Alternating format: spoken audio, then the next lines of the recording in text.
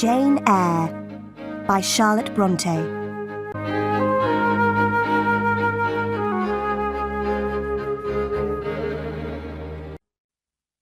Chapter 1.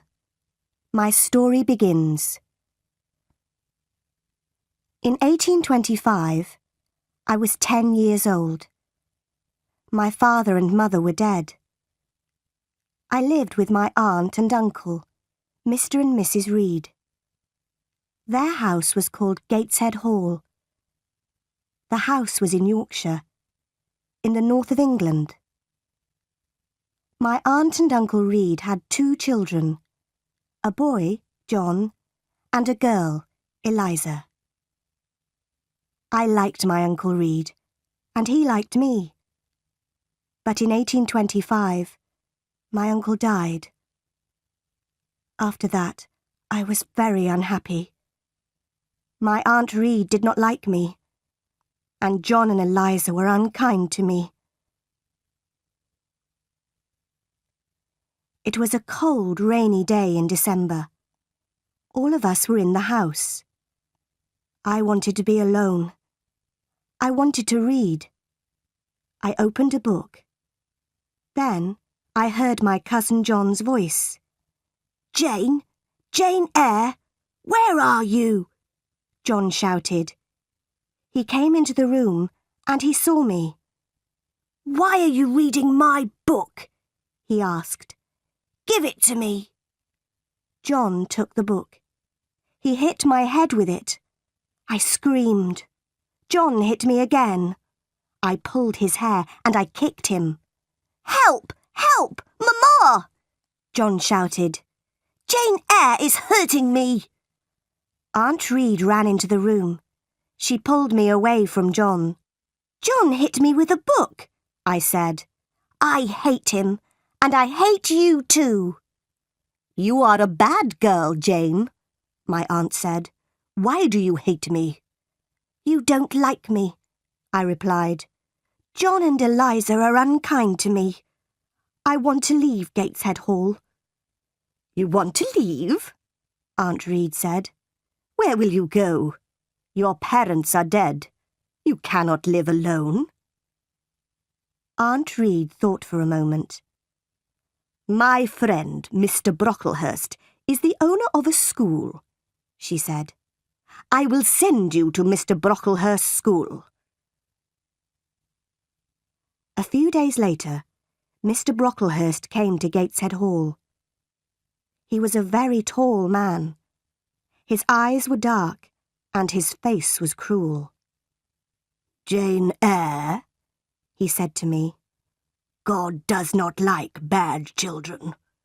God punishes bad children, Jane Eyre." "God will punish John Reed," I replied. "John Reed hits me, and he shouts at me." "That is not true. You are a liar, Jane Eyre," Mr. Brocklehurst said. "You must not tell lies, and you must not live here with your cousins. You will come to Lowood School. You will become a good girl." "I want to come to your school, sir," I said. "I want to leave this house." "Bad girls are punished at my school, Jane Eyre," Mr. Brocklehurst said. "The girls work very hard at Lowood." "I will work hard. I will be a good pupil, Mr. Brocklehurst," I said. 2 weeks later, I left Gateshead Hall. I went to Lowood School.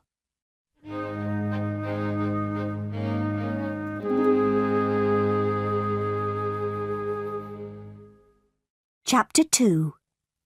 Lowood School. It was the month of January. I arrived at Lowood School at night. A servant took me up some stairs and into a big bedroom. There were many beds in the room. The girls in the beds were asleep. The servant took me to an empty bed. I put on my nightclothes and I got into bed. Soon, I was asleep too. I woke up very early. A loud bell was ringing. The bedroom was dark and cold. I watched the other girls. They washed in cold water and they dressed quickly. There was a plain brown dress next to my bed, and there was a pair of ugly, heavy shoes. I washed quickly. Then I put on my new clothes. I was very hungry. I followed the other girls down the stairs. We sat down at long tables in a large dining room. Our food was terrible. "The food is bad again," one of the girls said.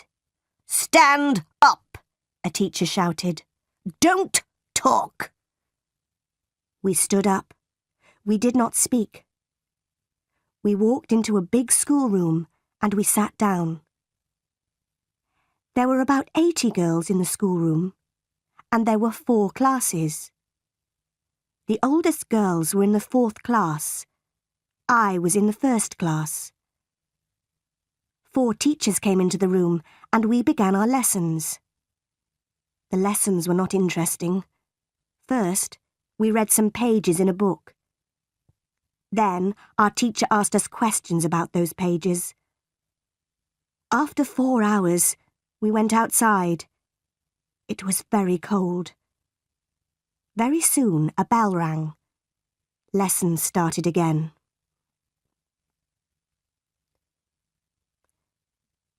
Three weeks passed. One afternoon, the head teacher came into the schoolroom. The head teacher's name was Miss Temple. Mr. Brocklehurst was with her. We all stood up.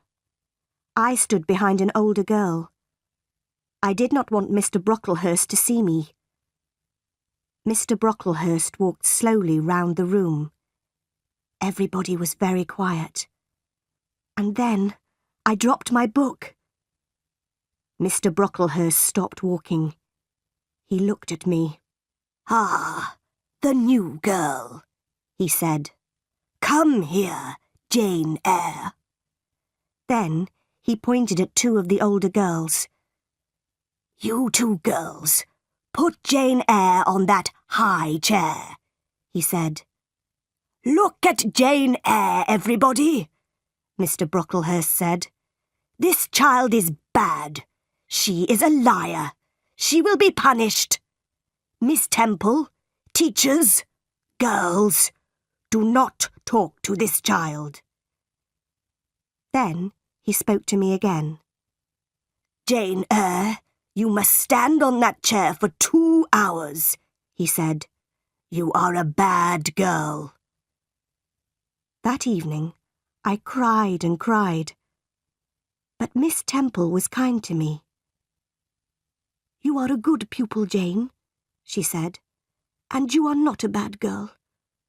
I am your friend, Jane." "Thank you, Miss Temple," I said. Lowood School was in an unhealthy place. The buildings were wet and cold.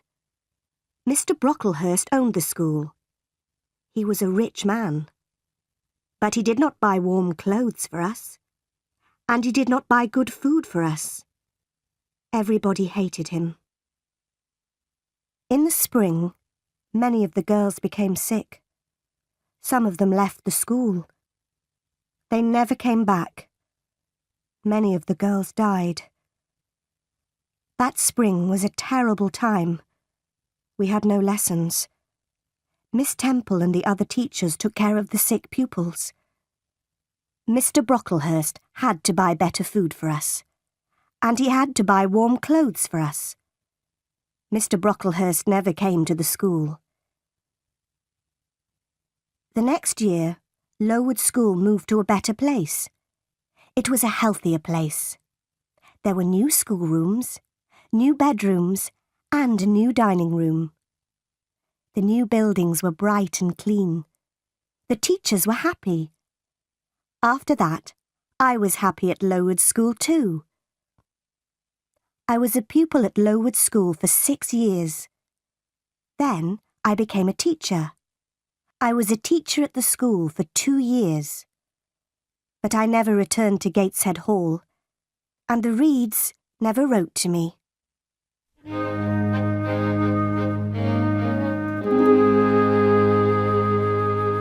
Chapter 3. Thornfield Hall. In 1833, I was 18 years old. In the summer, Miss Temple left Lowood School. She got married. I wanted to leave Lowood too. I wanted a new life. I will be a governess, I thought. I put an advertisement in a newspaper. October 1833, Lowood. A young woman wants to teach 1 or 2 children in their home. She teaches English, arithmetic, geography, religion, French, drawing and music. J.E. I had a reply to my advertisement. The reply was from Mrs. Fairfax of Thornfield Hall near Millcote. Millcote was about 70 miles from Lowood School. Mrs. Fairfax wanted a governess for a little girl. I wrote to Mrs. Fairfax immediately. I was going to be a governess at Thornfield Hall. I travelled to Millcote in a coach. At Millcote, a servant met me. He took me to Thornfield Hall. At Thornfield Hall, another servant opened the door. She was smiling. She took me into a small, warm room. A lady was in the room. She was sitting by the fire. "Are you Mrs. Fairfax?" I asked her. "Yes, my dear," she said. "And you are Miss Eyre. Are you cold? Sit by the fire, Miss Eyre. A servant will bring you some food." "Mrs. Fairfax is very kind," I said to myself. "I will be happy here." "Will I see Miss Fairfax tonight?" I asked. Mrs. Fairfax looked at me. She smiled. "Miss Fairfax? No, no," she said. "Your pupil's name is not Miss Fairfax. Your pupil is Adele Varon." Adele's mother was a Frenchwoman. Adele is Mr. Rochester's ward. He takes care of her. "Mr. Rochester? Who is Mr. Rochester?" I asked. "Mr. Edward Rochester is the owner of Thornfield Hall," Mrs. Fairfax said. "I am his housekeeper. I take care of Thornfield Hall. Mr. Rochester is not here now. He does not like this house. He is often away from home." I was very tired. Mrs. Fairfax took me up the wide stairs. She took me to my room. I went to bed immediately, and I slept well. The next morning, I woke early. The sun was shining. I put on a plain black dress. I opened my bedroom door. I walked along a corridor and down the wide stairs. I walked out into the sunny garden. I turned and I looked up at my new home. Thornfield Hall was a beautiful house with many large windows. The garden was beautiful too. After a few minutes, Mrs. Fairfax came into the garden. She spoke to me. "Good morning, Miss Eyre," she said. "You have woken early. Miss Adele is here. After breakfast, you must take her to the schoolroom. She must begin her lessons." A pretty little girl walked towards me. She was about 8 years old. She spoke to me in French, and I replied in French. After breakfast, I took Adele to the schoolroom. We worked all morning. Adele enjoyed her lessons, and I was happy. In the afternoon, Mrs. Fairfax took me into all the rooms of Thornfield Hall. We looked at the paintings and at the beautiful furniture. We walked along the corridors. "Come up onto the roof, Miss Eyre," Mrs. Fairfax said. "You will see the beautiful countryside around Thornfield Hall." We walked up many stairs. At last, we were at the top of the house. We walked along the top corridor. Mrs. Fairfax opened a small door, and we walked onto the roof. "Look, Miss Eyre," Mrs. Fairfax said. "You can see for many miles." We stood on the roof for a few minutes. Then we went back into the house. We walked carefully towards the stairs. The top corridor was narrow and dark. Suddenly, I heard a strange laugh. "Who is that, Mrs. Fairfax?" I asked. Mrs. Fairfax did not reply. She knocked on a door. "Grace," she said. The door opened. Behind the door was a small room. A servant was standing at the door. "Be quiet, Grace, please," Mrs. Fairfax said. The woman looked at Mrs. Fairfax. Then she closed the door. "That was Grace Poole," Mrs. Fairfax said. "She works up here. Sometimes she laughs and talks with the other servants. Don't worry about Grace. Please come downstairs now, Miss Eyre."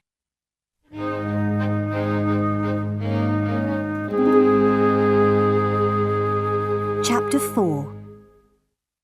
Mr. Rochester. 3 months passed. I had not met the owner of Thornfield Hall.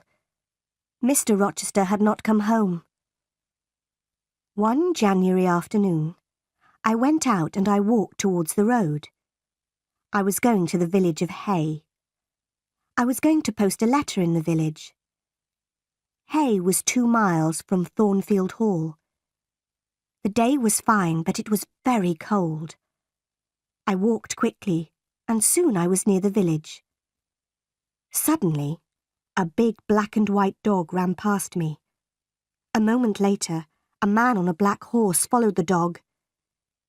Then I heard an angry shout. The dog ran past me again. It was barking loudly. I turned round. The horse had fallen on the icy ground, and the man had fallen from the horse. I walked towards them. "Can I help you, sir?" I asked. "My horse fell. I've hurt my foot," the man said. The horse stood up. The man tried to stand up too, but he could not stand. He fell onto the ground again. The man was about 35 years old. He was not handsome, but he had a strong face. He had dark eyes and black hair. He was not very tall, but his body was powerful. "I'll bring somebody from Thornfield Hall," I said.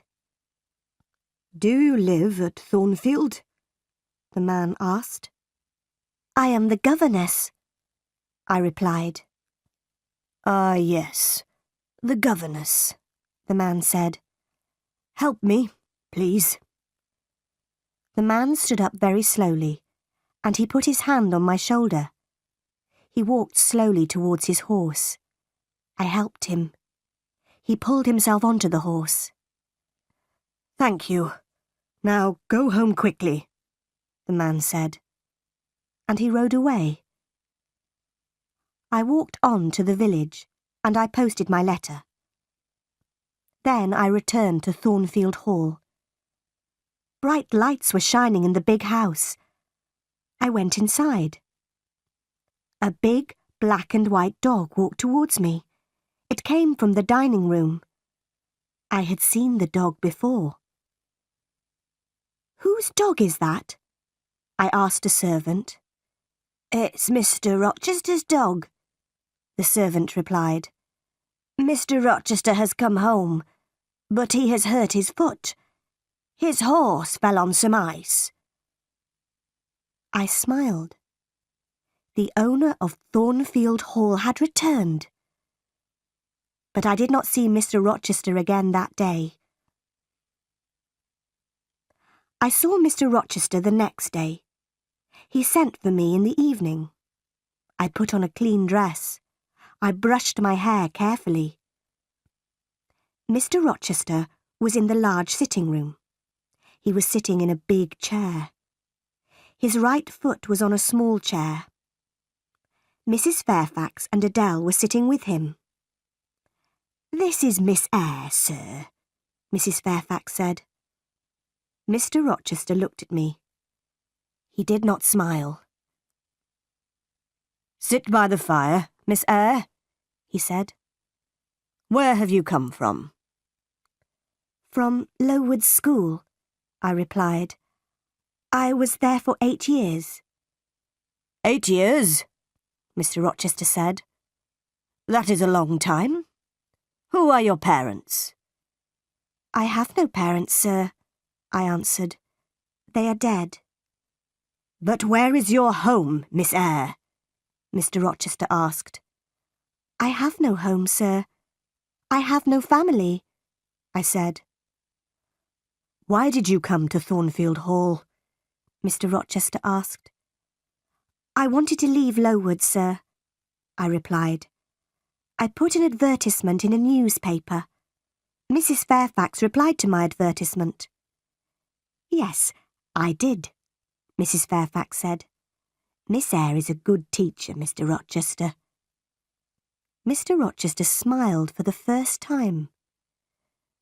"You are very young, Miss Eyre," he said. "I am 18, sir," I replied. Mr. Rochester smiled again.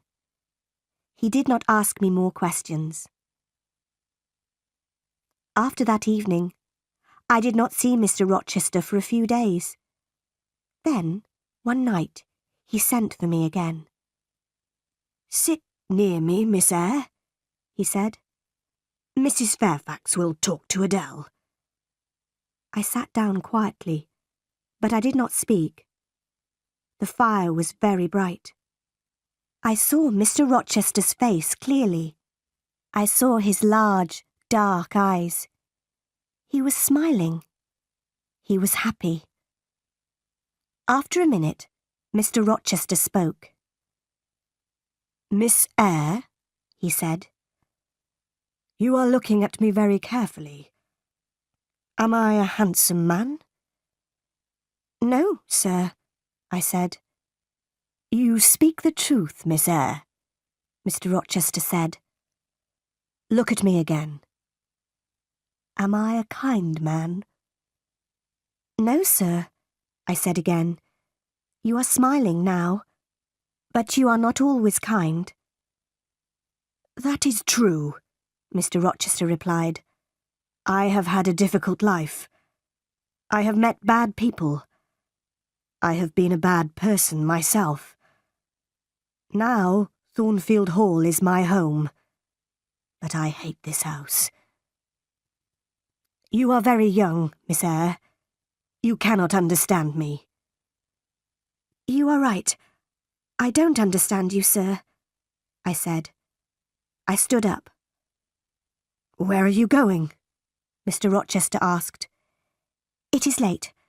Adele must go to bed," I said. "Are you frightened of me, Miss Eyre?" Mr. Rochester asked. "No, sir," I replied.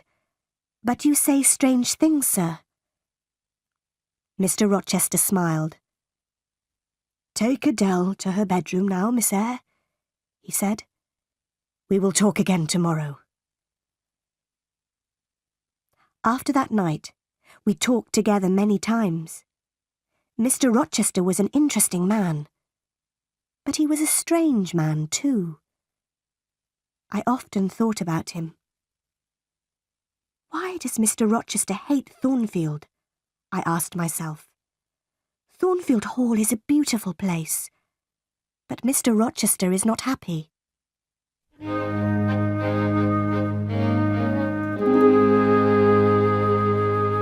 Chapter 5. Fire. It was March. One night I was in bed, but I was not asleep. The house was quiet. Suddenly, I heard a sound in the corridor outside my room. "Who's there?" I said. Nobody answered. Then I heard a strange laugh. I got out of my bed and I went quietly to the door. I listened. I heard another sound. Somebody was walking up the stairs to the top corridor. Then I heard somebody close a door. Was that Grace Poole? I said to myself. Yes, it was Grace. Why was she laughing? And why is she walking in the house at night? Is she mad? I must tell Mrs. Fairfax about this. I will speak to her now. I put on some clothes and I opened the door.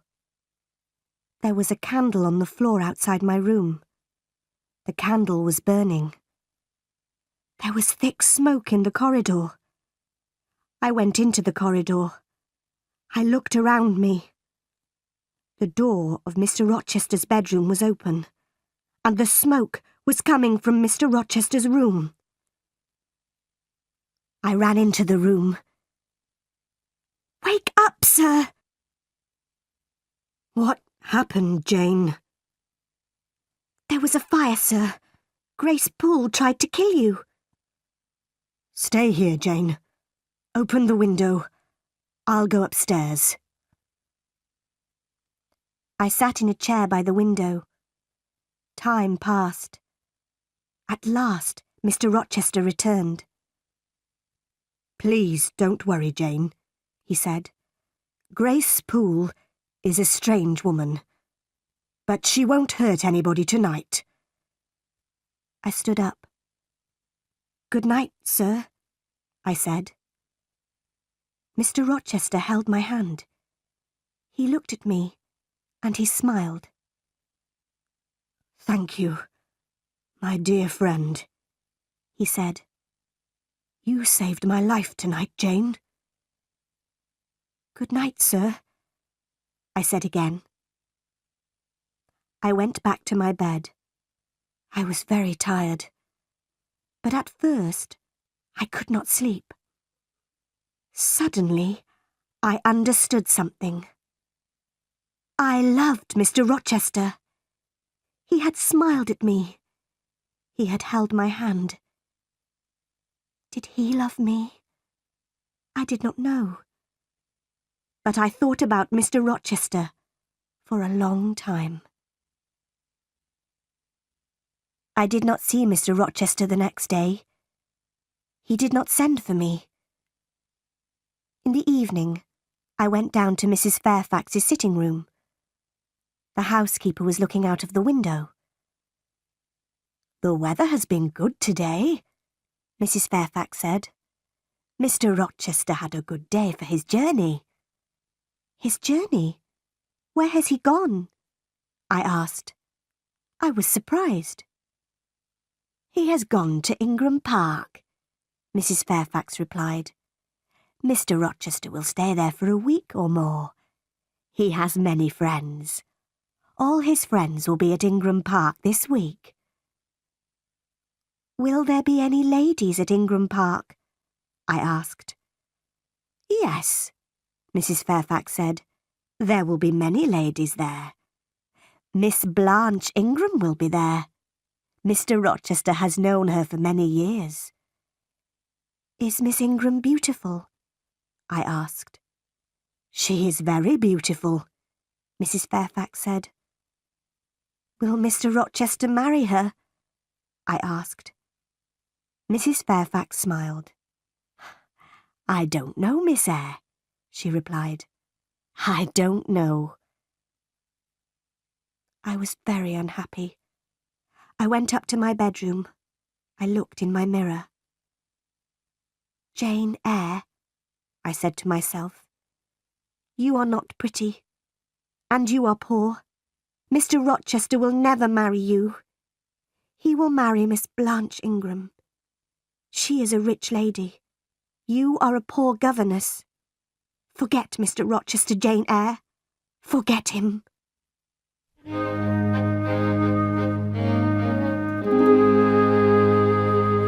Chapter 6.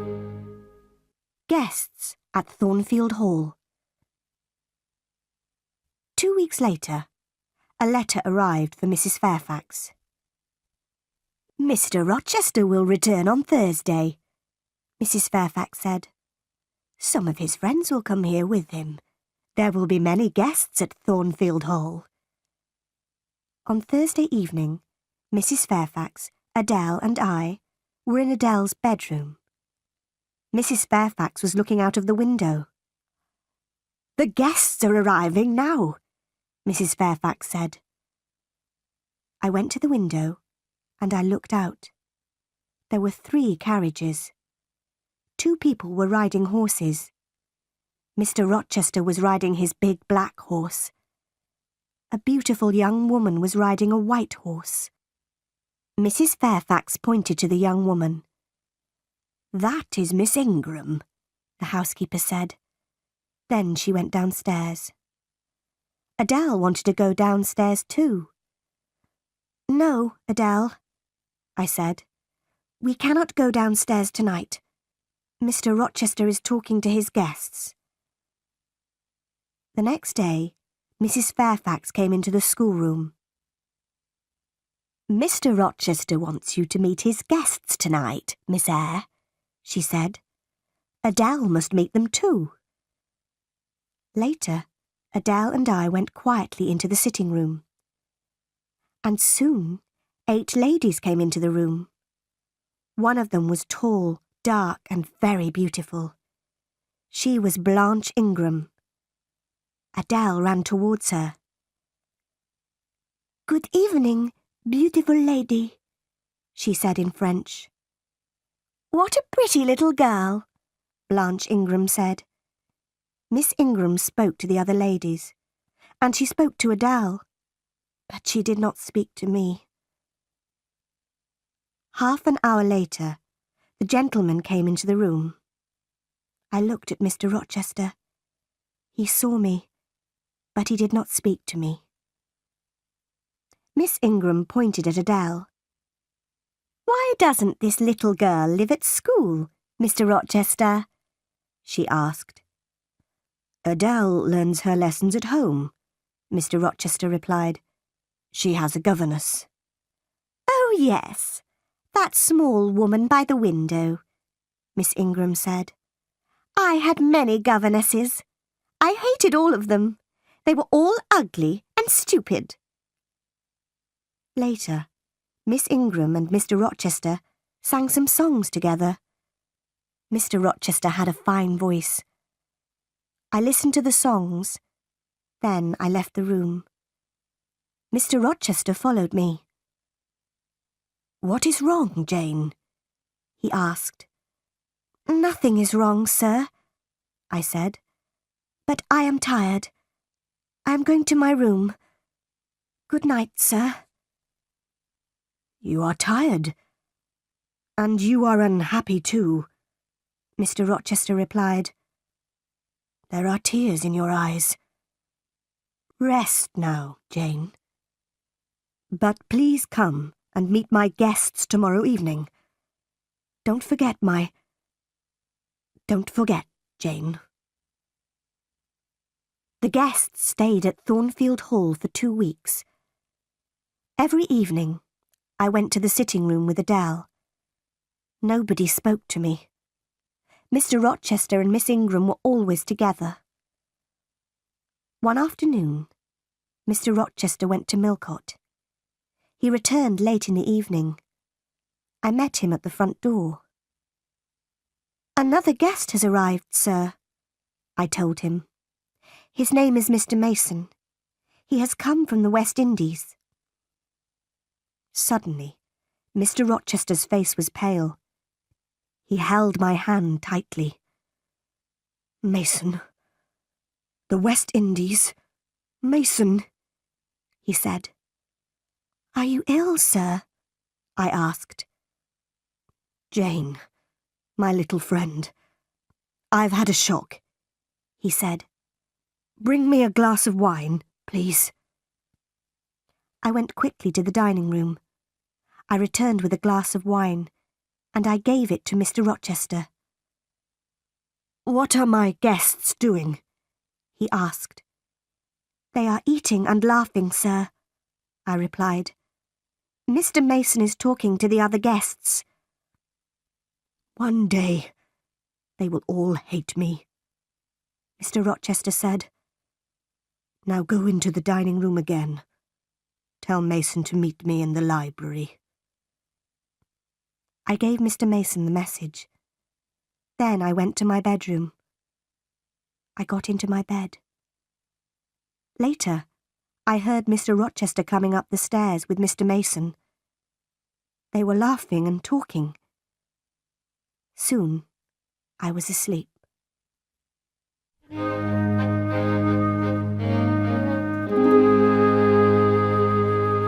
Chapter 7. A Terrible Night. Some hours later, I woke up. A terrible cry had woken me. The moon was bright. Its light was shining through my window. I listened. Then I heard somebody shouting. "Help! Help! Rochester! Help me!" The voice came from the top corridor. "Help! Help!"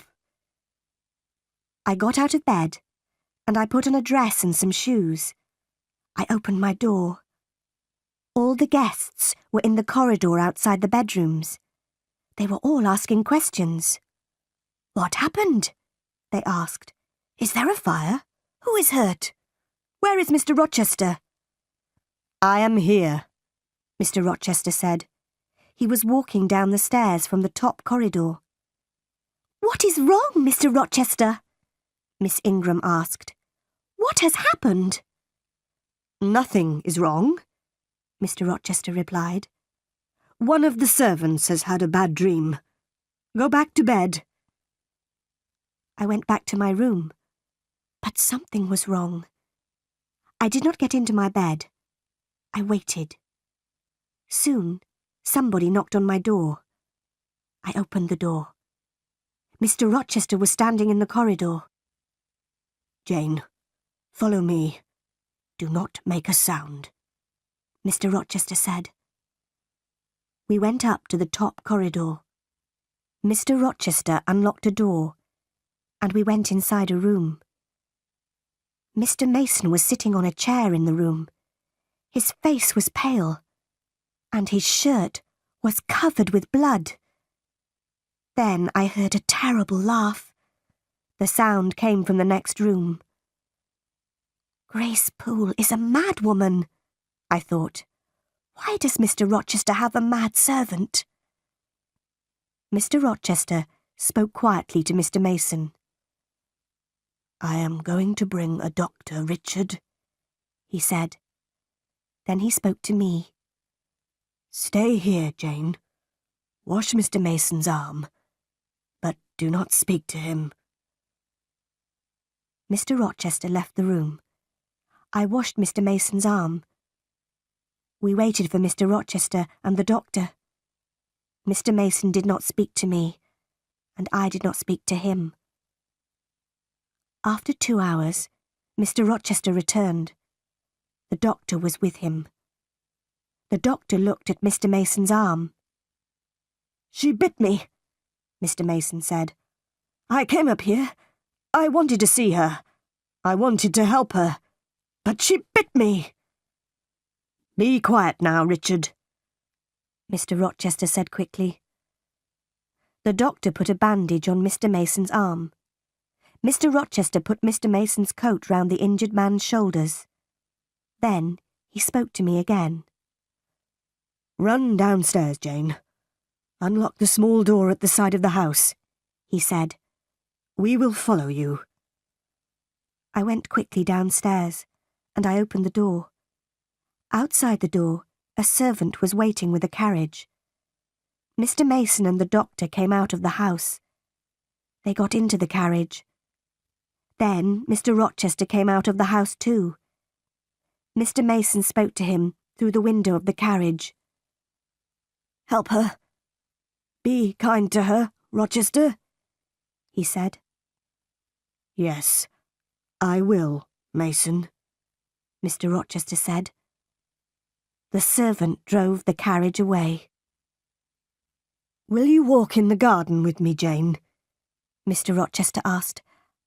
"I do not want to sleep now." "Yes, I will, sir," I said. Soon it was morning. The birds were beginning to sing. The flowers had a sweet smell. "It has been a strange night, Jane," Mr. Rochester said. "Were you frightened?" "I am frightened of Grace Poole," I said. "She will hurt you one day." "I am stronger than she is. She will not hurt me," Mr. Rochester said. He looked at me for a few moments. "Are you my friend, Jane?" he asked me. "Yes, sir. I will be your friend forever," I replied. "Thank you, my dear," Mr. Rochester said. "I have made mistakes. Now I want to be happy. That is not wrong, is it, Jane?" He stopped speaking for a minute. Then he said, "Go into the house. I'll talk to you tomorrow." But the next day, I had a letter from Gateshead Hall, my Aunt Reed's house. The letter was from my cousin Eliza. Gateshead Hall. Dear Jane Eyre, my brother, John, is dead. My mother is very ill. She wants to speak to you. Please come quickly, Jane. Your cousin, Eliza Reed. I started the journey to my Aunt Reed's house immediately. I arrived there the next day. My Aunt Reed was very, very ill. She could not move, and she did not speak to me. I wanted to return to Thornfield Hall. I wanted to see Mr. Rochester. But Eliza wanted me to stay at Gateshead Hall. After 3 weeks, my aunt spoke to me at last. She spoke very slowly. "Are you Jane Eyre?" she asked. "Yes, Aunt Reed. I am Jane Eyre," I replied. "There is a letter for you," Aunt Reed said. "It is in my desk. Call Eliza, please. She will get the letter." Eliza came into the room. She opened the desk, and she gave me a letter. "Read the letter, Jane," my aunt said. The letter had come from Madeira, but it was 3 years old. Madeira, October 1831. Dear Madam, I am Jane Eyre's uncle. I am a very rich man. I have no children. One day, Jane will have all my money. Tell her about me. She must write to me. John Eyre. "I answered that letter," Aunt Reed said. "I hated you, Jane. I did not want you to have your uncle's money. I wrote to John Eyre. I wrote, 'Jane Eyre is dead. She died at Lowood School.' I am sorry, Jane. I was wrong." Mrs. Reed died that night. I left Gateshead Hall a few days later. I took my uncle's letter with me. Mr. Rochester met me at Thornfield Hall. "Welcome back to my house," he said. "This is your home, Jane." "Thank you, sir," I said. I am very happy here. Mr. Rochester's guests had left. No other visitors came to Thornfield Hall. Every day, Mr. Rochester and I talked together. And every day, I loved him more.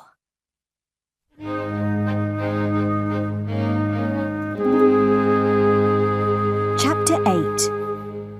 In the Garden. In June, the weather was hot.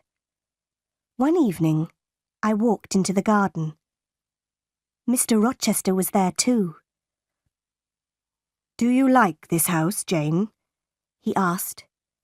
"Yes, sir," I replied. "Soon, Adele will go to live at a school, Jane," he said. "Then I will not want a governess here. Will you be sad then, Jane? Will you leave Thornfield Hall?" "Leave?" I said quickly. "Must I leave Thornfield?" "My dear." Mr. Rochester stopped. He was silent for a moment. Then he said, "I am going to be married soon." "Oh, sir," I said. "Then I must go far away from Thornfield, far away from you, sir." I started to cry. "I will always remember you, Jane," Mr. Rochester said. "Will you forget me?" "No, sir," I replied. "I will never forget you. I don't want to leave Thornfield, sir. I don't want to leave you." "Don't leave, Jane," Mr. Rochester said. "Stay here." He smiled at me. "I must not stay here, sir," I said. "You are going to marry Miss Ingram. I am poor. I do not have a pretty face. But I have a heart. It is a loving heart, sir." "Jane, I am not going to marry Miss Ingram," Mr. Rochester said. "She is rich. She is beautiful. You are poor. You are not beautiful. But I want to marry you. Will you marry me, Jane?" For a moment, I could not speak. At last, I asked, "Do you love me, sir?" "I do," he replied. "Then, sir, I will marry you," I said. And Mr. Rochester kissed me. "My dearest Jane," he said, "nothing can stop our marriage now. We will be married in a month, Jane." We kissed again. Then I said good night, and I went into the house. I went upstairs to my room. Later, I remembered my Uncle John Eyre's letter. "I will write to him in Madeira," I said to myself. "I will tell him about my marriage to Mr. Rochester. I am very happy. My uncle will be happy too." 4 weeks passed. Mr. Rochester was going to buy me many beautiful things. He was going to give me many presents. But I did not want these things. "No, Edward," I said. "I am not beautiful. I don't want beautiful things. I want you, Edward." It was the month of July. 2 days before our wedding day, Mr. Rochester went away. "I will return tomorrow," he said. "I love you, Jane." That night, I went to my bedroom early. My wedding dress and my wedding veil were in my room. I looked at them. "In 2 days, I will be Jane Rochester," I said to myself. Then I went to bed. But I did not sleep well. The next day, Mr. Rochester returned. He looked at me carefully. "What is wrong, Jane?"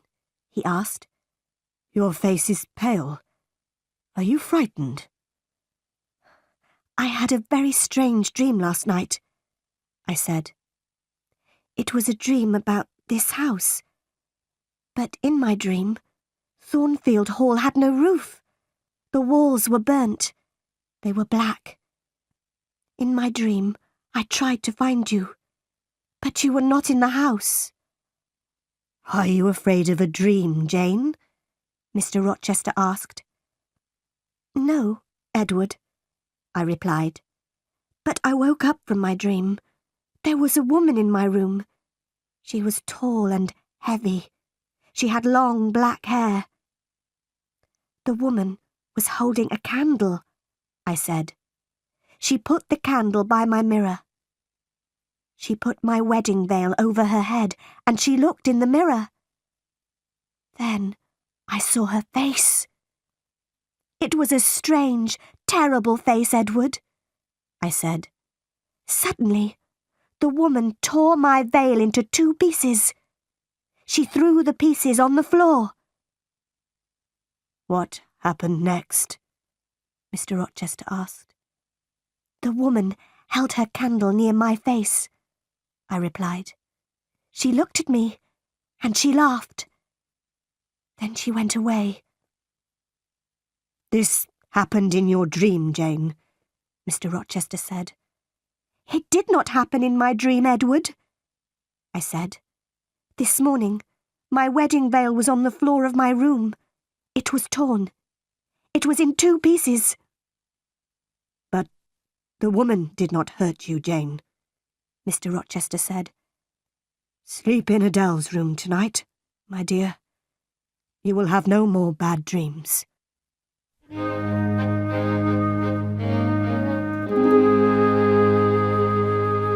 Chapter 9. Mr. Rochester's Wife. It was our wedding day. We were going to be married in a church near Thornfield Hall. After the marriage, we were going to travel to London. I got up early. I put on my wedding dress and I went downstairs. Mr. Rochester was waiting for me. At 8 o'clock, we walked together to the church. The clergyman was standing by the door of the church. There were 2 other people inside the church, 2 men. They were sitting in a dark corner. I could not see them very well.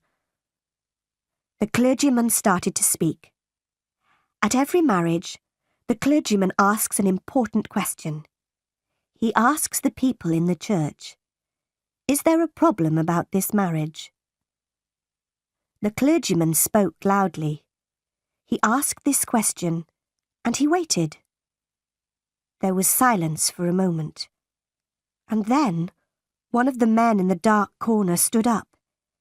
He spoke loudly. "There is a problem.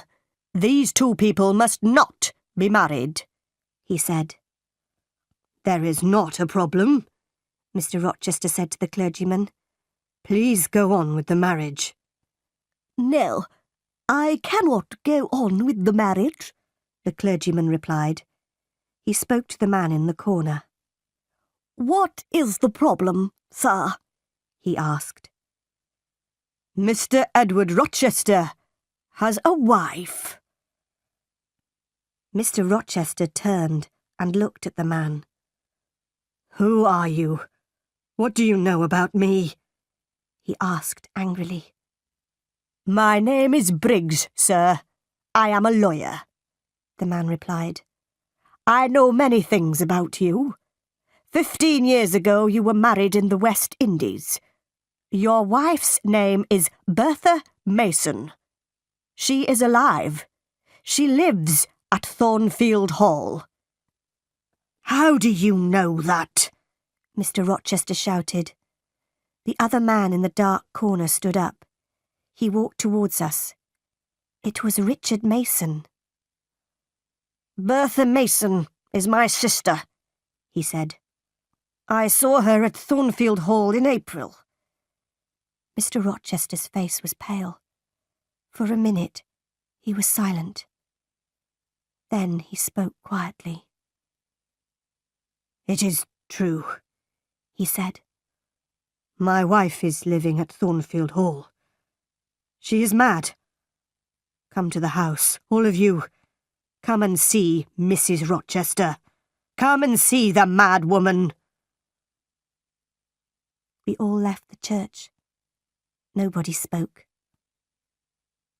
At Thornfield, Mrs. Fairfax and Adele were waiting for us. They were smiling happily. Nobody will be happy today, Mr. Rochester said. We are not married. Briggs, Mr. Mason, the clergyman and I followed Mr. Rochester. We followed him up the stairs. He took us to the top corridor. He unlocked a door, and we went into a small room. I had seen this room before. We walked through the room to another door. Mr. Rochester unlocked this door, and we saw a larger room. Grace Poole was sitting in the room, but another woman was there too. She was tall and heavy. Her dark hair was in front of her face. The woman turned and looked at us. I knew that terrible, mad face. I had seen it in my bedroom 2 nights before. The mad woman saw Mr. Rochester. She screamed and she ran towards him. "Be careful, sir," Grace Poole said. The mad woman was very strong. She screamed and she hit Mr. Rochester. But Mr. Rochester held her arms. This woman is my wife, Mr. Rochester said angrily. I wanted to forget about her. I wanted to marry this young girl, Jane Eyre. Was I wrong? He was silent for a few moments. Then he spoke quietly. Yes, I was wrong, he said. I love Jane Eyre, but I was wrong. Now go, all of you.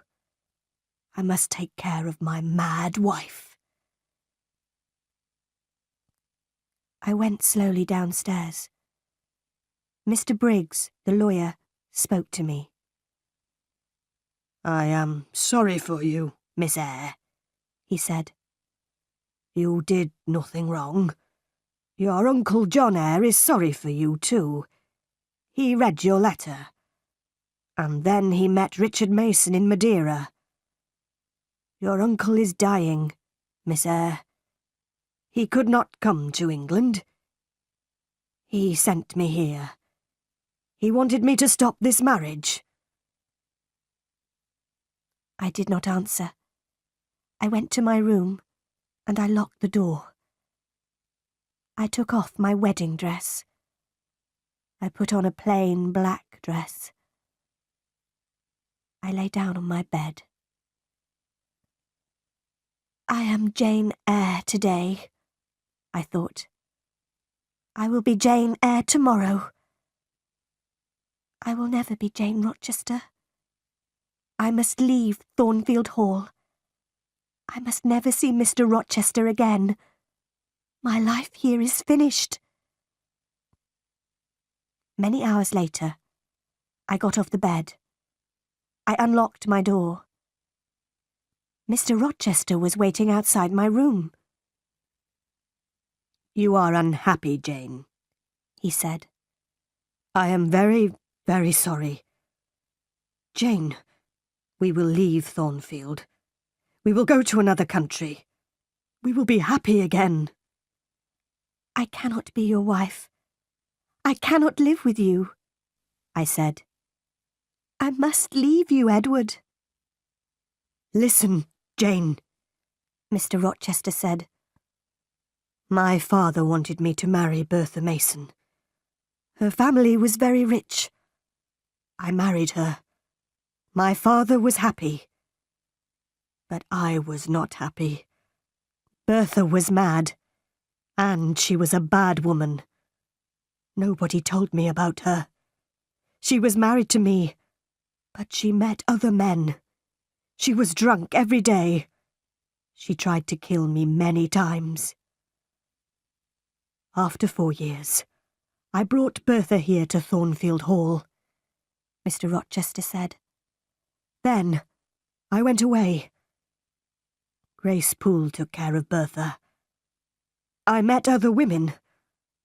One of them was a French singer. She was Adele's mother. Adele is my daughter, Jane. But I did not love the French singer. I did not love anybody. I came home to Thornfield Hall. Then you came here and I loved you. I will always love you. Please stay with me, Jane. No, Edward, I said. I am going away. We will be unhappy, but we must not be together. Goodbye, Edward. Oh, Jane! Jane, my love! Mr. Rochester said. Don't leave me. I kissed Mr. Rochester. God will help you, Edward, I said. Quickly, I went into my room. I put some clothes into a bag. Later, I heard Mr. Rochester go into his room. Very quietly, I went downstairs. I opened the small door at the side of the house. I left Thornfield Hall, and I walked to the road. It was dark. Soon, a coach came along the road. I gave all my money to the driver of the coach. I got into the coach. Many hours later, the coach stopped. It was 10 o'clock in the morning. You must give me more money now, the driver said. I have no more money, I said. You have no more money? Then you must get out of the coach, the driver said. I got down onto the road. The coach moved away quickly, but I had left my bag in the coach. I looked around me. I was on a cold, empty moor. I was tired and hungry. I walked and walked. I had no money. I had no food. I walked until the evening came. At last, I lay down on the ground. I fell asleep immediately.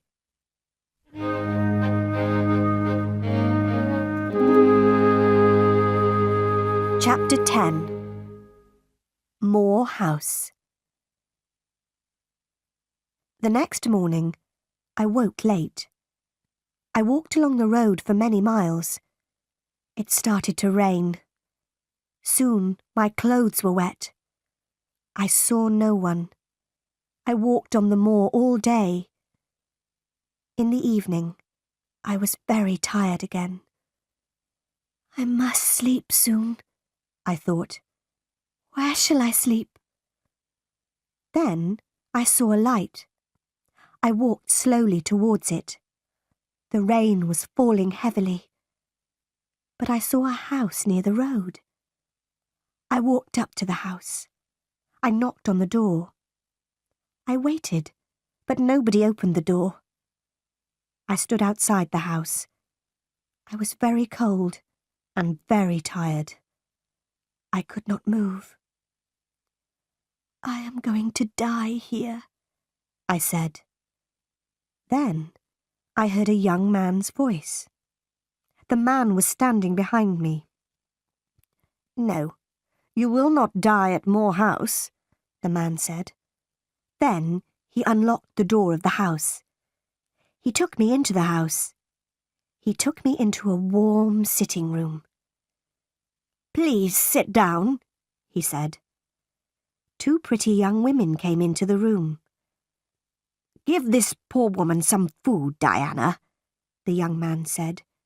Give her some dry clothes, Mary. Then he spoke to me again. My name is St. John Rivers, he said. These are my sisters, Diana and Mary. What is your name, young woman? My name is Jane Elliot, I said. I closed my eyes. Jane is very tired, Diana said. She must go to bed now. I stayed in bed at Moor House for 3 days. Diana and Mary Rivers were governesses. They were staying at Moor House for a few days. St. John, their brother, was a clergyman. They were very kind to me. Soon we were good friends. One day, St. John asked me about my life. I was a governess too, I told him. And I told him about Lowood School. But I did not tell him about Thornfield Hall. I did not tell him about Mr. Rochester. I want to work, St. John, I said. Will you help me? I have a plan, St. John said. A few miles from here, there is a village. Many of the girls in the village cannot read or write. I am going to pay for a girls' school in the village, but I must find a teacher for these girls. I will teach them, St. John, I said. Good, he said. There will be a small house next to the school. You will live there. 3 days later, a letter arrived for St. John. Diana, Mary, our Uncle John is dead, he told his sisters. But we will not have any of his money. He gave the letter to his sisters. They read it. Uncle John was our mother's brother, Diana told me. He was very rich, but he has given all his money to another niece. We do not know her. Soon I went to live in the village. I lived in the house next to the school. Every day I taught the girls. My pupils worked hard. But I was not happy. Every day I thought about Edward Rochester. Does he think about me? I asked myself. 4 months passed. One day, St. John Rivers came to my house. He was holding a letter. He was worried. What is wrong? I asked. I want to ask you 3 questions, Jane, he replied. Is your name Jane Elliot? Do you have another name? Do you know Jane Eyre? I looked at him for a moment. I did not speak. I have some news for Jane Eyre, St. John said. Jane Eyre was a pupil at Lowood School, and she was a teacher there. Then she was a governess at Thornfield Hall, the home of Mr. Edward Rochester. How do you know this? I asked. What do you know about Mr. Rochester? How is he? I don't know, St. John said. This letter is from a lawyer. The lawyer tells a story about Mr. Rochester. Mr. Rochester had a mad wife, but he tried to marry Jane Eyre. She left Thornfield. Now this lawyer, Mr. Briggs, is trying to find her. I will tell you the truth, St. John, I said. My name is not Jane Elliot. My name is Jane Eyre, and I was a governess at Thornfield Hall. I know Mr. Rochester. Did Mr. Briggs write anything about Mr. Rochester? No. The letter is about you, Jane, St. John said. Your uncle, John Eyre, is dead. John Eyre has given you £20,000. You are rich, Jane. But why did Mr. Briggs write to you? I asked. My mother's name was Eyre, St. John said. She was your father's sister, Jane. Then you, Diana and Mary are my cousins, I said. I thought carefully for a moment. Write to Diana and Mary, I said. They must come home. I will give all of you some of Uncle John's money. The next day, I wrote to Mr. Briggs. I gave St. John, Diana and Mary £5,000 each. I wrote to Mrs. Fairfax too, but she did not reply. 6 months passed. I heard nothing from Thornfield Hall. I heard nothing about Mr. Rochester. Then One day, I was walking on the moor. Suddenly, I heard a voice. There was nobody on the moor, but the voice was calling my name. Jane, Jane, Jane. That is Mr. Rochester's voice, I said to myself. Then I shouted, I am coming, Edward! I am coming! I ran to Moor House. I spoke to my cousins. I am going to Thornfield Hall tomorrow, I told them. I began my journey the next day.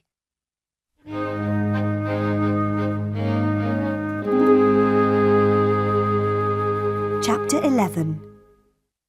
My story ends. 2 days later, I got out of a coach. I was standing on the road near Thornfield Hall. I ran across the fields. Was Mr. Rochester at Thornfield? Was he ill? And then I saw the house. The house had no roof. Its walls were burnt and black. Nobody was living there. I looked at the burnt black house. I had seen this before. I had seen it in a dream. I was frightened. Where was Edward Rochester? I went to the village of Hay. I asked about Thornfield Hall. I asked about Mr. Rochester. 3 months ago, there was a fire at Thornfield Hall, a man told me. The madwoman burnt the house. She was Mr. Rochester's wife. Was Mr. Rochester in the house? I asked. Yes, he was there, the man replied. He tried to save his wife's life. He went into the burning house. But the madwoman jumped from the roof. She died. Was Mr. Rochester hurt? I asked quickly. Yes, he was badly hurt, the man said. He is blind. He can't see. And he has only one hand. Where is he? I asked. Where is he? He is living at Ferndean. It is an old house, about 30 miles away, the man said. Do you have a carriage? I asked. I must go to Ferndean immediately. I got out of the carriage near Ferndean. I walked to the house. I knocked on the door. A servant opened it. I knew her. Oh, Miss Eyre, you have come, she said. Mr. Rochester has been calling your name. A bell rang in another room. That is Mr. Rochester's bell, the woman said. He wants some candles. There were 2 candles on a table near the door. The woman lit them, and she picked them up. Mr. Rochester is blind, but he always burns candles in his room in the evenings, she said. Give the candles to me, I said. I'll take them to him. I opened the door of Mr. Rochester's room. His black and white dog was sitting by the fire. The dog jumped up and ran towards me. Who is there? Mr. Rochester said. Don't you know me, Edward? I asked. Your dog knows me. I put the candles on a table. I held Mr. Rochester's hand. I know that voice, and I know this little hand, Mr. Rochester said. Is that you, Jane? Yes, sir. I have found you at last, I said. I will never leave you again. Then I told Mr. Rochester my story. Why did you leave your cousins, Jane? Mr. Rochester asked. Why did you come back to me? I am blind. I have only one hand. I will take care of you, Edward, I said. But I don't want a servant, Mr. Rochester replied. I want a wife. You will have a wife, Edward, I said. I will be your wife. I will marry you. I loved you very much at Thornfield Hall. Now, I love you more. Mr. Rochester and I got married. After a time, his eyes were better. He could see a little. He saw the face of our first child. My dear Edward and I are very happy.